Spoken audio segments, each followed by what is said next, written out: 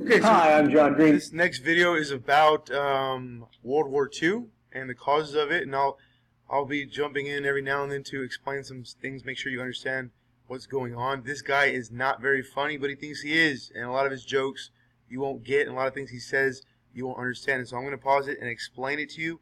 But this is definitely an important topic in American history, World War II.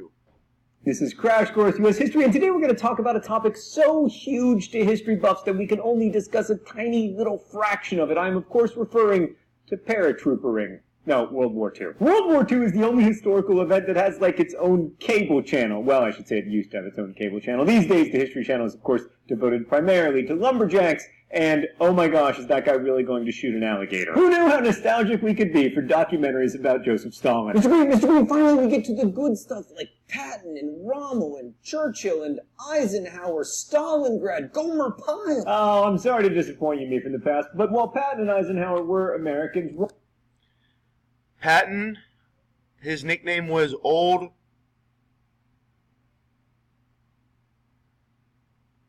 Blood and Guts, and General Eisenhower, this gentleman right there to the left, is eventually going to be the President of the United States. At this time, he's Supreme Allied Commander, so he's in charge of all British, French, American forces in Europe. And this is George S. Patton, Old Blood and Guts. He's a tank commander. Americans. Rommel was a German, or General Monty Montgomery's dog. Regardless, they were both from the green parts of not America. Also, no Americans fought at the Battle of Stalingrad, although we did talk about that in Crash Course World History. And Gomer Pyle was a television character played by Jim Nabors. I believe that you mean to refer to the journalist Ernie Pyle.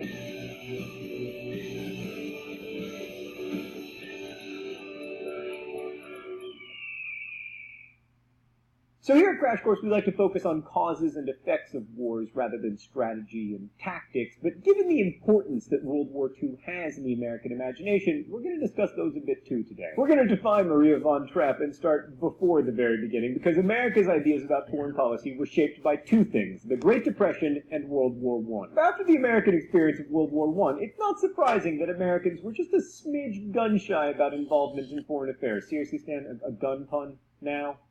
Now, America actually came out of World War I stronger than ever, but man, did a lot of people die for not much change. Americans didn't like World War I because the majority of people who fought in World War I were civilians. But America came out pretty good of World War I because so much destruction had happened to the factories in Europe. And so it's kind of like if you're number 3 or number 4 or 5 ranked most powerful industry in the world, and 2 of them are in the top 4, and they destroy each other, well, then you move up to number 3 just by default. And so it's good for American business, again, but not necessarily, well, and definitely not a good thing for the American people, because the American people are the ones that lost fathers and cousins and uncles and so in World War I. Okay? I mean, I guess the Treaty of Versailles sort of remade Europe, but Now, the Treaty of Versailles, remember, was the thing that ended World War II. Okay, it blamed Germany and reduced its military, which led to the rise of Adolf Hitler. Adolf Hitler didn't make it better, and the League of Nations was a flop. Started rebuilding planes and tanks and ships and things that the Treaty of Versailles said he could not do. But the police for the Treaty of Versailles was the League of Nations. These bottles right here. The United States was not a part of the League of Nations because it would have pulled us into another European war. And these guys sat back and allowed Adolf Hitler to rebuild his military into what it turned into. And generally, there was a lot of disappointed idealism. The period of time between 1920 and the U.S. entry into World War II has been called an age of isolationism, although that isn't 100% accurate. I mean, for one thing, the U.S. sponsored a series of arms reduction negotiations that resulted in the Washington Treaties limiting the number of battleships that a country could possess. But of course, those negotiations led to a fat lot of nothing, because the idea of a nation limiting its battleships was a bigger joke even than the League of Nations, which I will remind you, we invented and then did not join. The League of Nations, like I said earlier, comes from Woodrow Wilson's 14 points. Okay, but again, we didn't join because it would have brought us into another European war. Way that the U.S. was less than isolationist was our pursuance of the good neighbor policy with Latin America, so-called because we were not a good neighbor. Our idea was to be less intrusive in Latin American politics, and we did remove troops from the Dominican Republic and Haiti, which was something, but good neighbor's a bit of an exaggeration. I mean, we continued to support repressive dictators like Somoza in Nicaragua and Batista in Cuba. We'd never really been great neighbors. However, we were isolationist in the sense that the United States was much less involved in world trade, largely because of the Depression. That meant that there wasn't much world trade, but also the Great Depression lasted in the United States from 1929, after it started with Black Friday on October 29th, 1929, and went all the way until 1941, when World War II started. Because of tariff policies. But there was also something isolationist about the formal actions of Congress. Like after Europe and Asia began to become belligerent in the 1930s with Japan's invasion of China and Italy's invasion of Ethiopia. Belligerent means you're in people's face and stuff, okay? So when a country's belligerent, it is going and being kind of imperialistic, like we said before, and spreading their land. So like Japan is a small island and therefore does not have that many resources.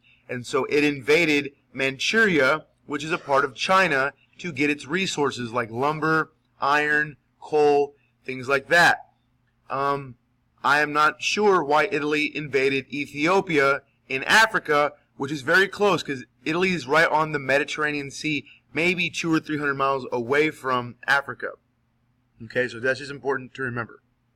And the rise of fascist dictators in Spain and okay, and like I said before, there's the Treaty of Versailles and the poor conditions it left the German people in, having to pay billions and billions of dollars in reparations, paying for the destruction caused in World War I, and reducing its military power. The German people were very down on themselves. They felt Germany wasn't what it used to be. Adolf Hitler comes in, says he's going to remove the immigrants and the Jews, and rebuild rebuild Germany and make it great again. And so they believe him, and he comes to power. Of course, Germany, Congress responded by passing a series of neutrality acts which banned the sale of arms to belligerents, even if they were really nice tea-drinking belligerents who we were pals with. At that point, so we would not be involved in selling weapons to countries that invaded other countries. Okay? So another reason why people tend to regard this as a time of isolationist sentiment, our old friend Eurocentrism. We were generally neutral in terms of foreign intervention when it came to Europe. Popular groups like America First, with celebrity members from Charles Lindbergh to E.E. Cummings, cautioned against involvement in foreign affairs, but they mostly meant European affairs. The U.S. didn't officially get... That dude Charles Lindbergh that they showed earlier with the flight cap is famous. He was one of the first celebrities in America, because he's the first person to fly over the Atlantic Ocean to Europe. What this video doesn't say is that he was down with the Nazi Party, and so it's obvious that he would not want the United States to get involved into the European war because he was for what the German Nazis were doing.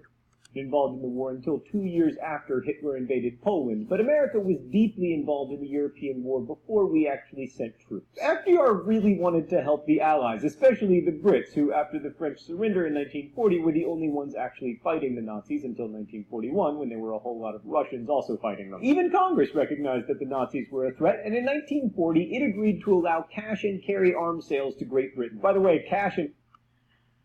Okay, so the American people really did not want to get involved in the war. They were isolationists. However, like I said, World War I did make America a stronger country, and therefore big business probably enjoyed it. And so big business would want to get back in the next one. And so therefore, FDR wants to get into the war, but the people don't.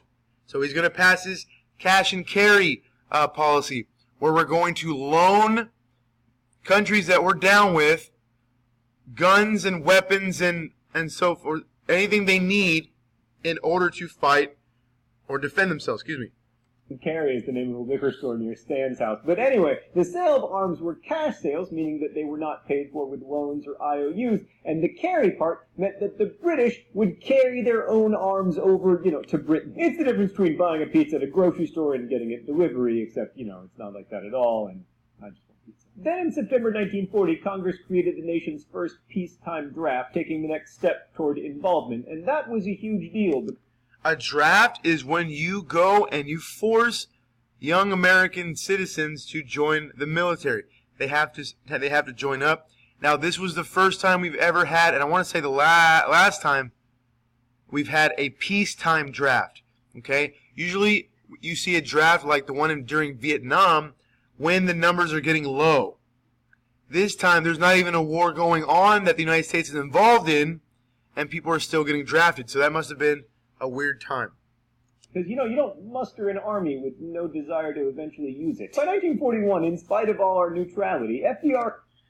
That's Franklin Delano Roosevelt on the left, and that is Winston Churchill on the right. Winston Churchill was the Prime Minister, the leader of England. Winston Churchill right there.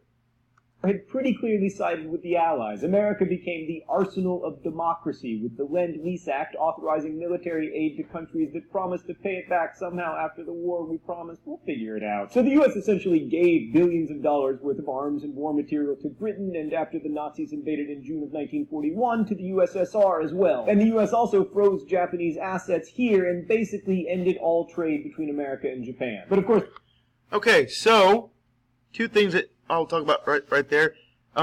Because the Germans had attacked the British, and the British were the only ones fighting because the French had already surrendered at this point, we started giving money to the British.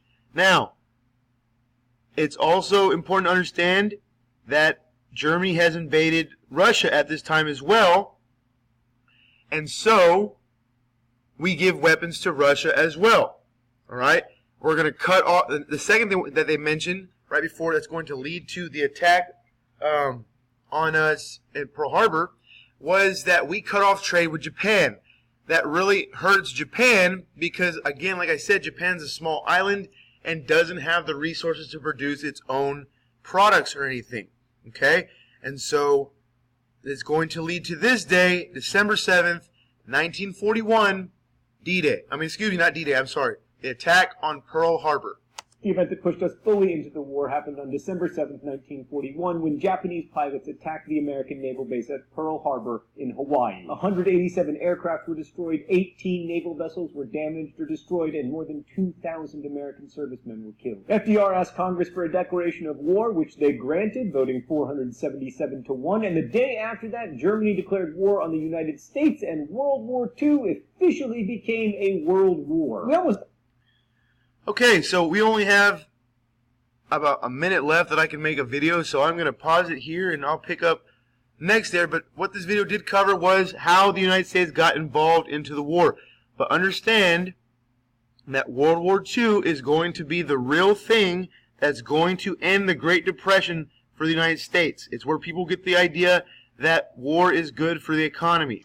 We don't get into the war until after the Japanese attacked Pearl Harbor on December 7th, 1941. That's when we officially get into the war. Okay? So make sure, if you have any questions, to email me or message me through one of the social media sites associated with this page.